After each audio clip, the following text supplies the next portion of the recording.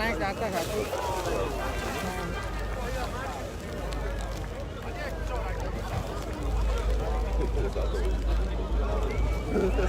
Ja, weet je waar ik het gewoon niet schaffen. Maar dat is niet wel, dat is een beetje niet blijven.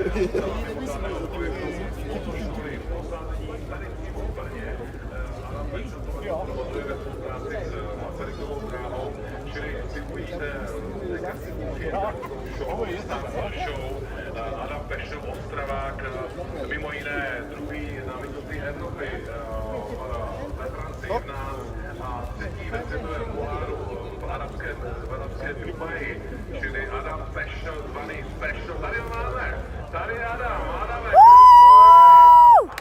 Pešl a ukáže své umění, mělo by to trvat 8 minut, no a samozřejmě ta mokrá závodní cesta není úplně ideální, protože za normálních podmínek, čili suchý Adam Pešl dělá takovou show, že se opravdu neohromadých směry.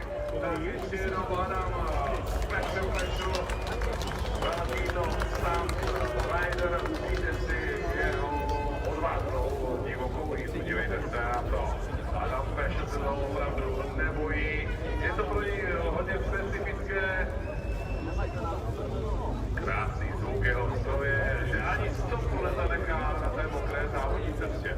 Zároveň přidáváme i hlášení o počasí, protože my tu jsme napojeni na vysílačky našich maršálů. No a ti hlásí třeba, že za táce Kevina Šolce nespadla ani kapka. Čili velmi, velmi těžké podmínky pro rozhodování před závodem MotoGP. Přejme, že to bude všechno dobré. No a vidíte tady kroužit Adama Pešla a zároveň buďte připraveni všemi smysly, že pokud se něco extra nestane, snad ne, počasí a tak dále, tak během 5-6 minut by tady měli zapůrácet speciální letadla, jak se řekne. Takže to se nevím, najednou a z těchto nových věcí potom zbývá ještě jedna taková klasická věc, která patří velký sportovní maxim. A to znamená, že ve 13 hodin a 51 minut by nám to měla zaznít naše státní hymna v podání Daniela Hůlky a Jany Chaloupové. Takže to je to vyplnění času mezi Moto2 a MotoGP, tím nejhlavnějším, co máme tady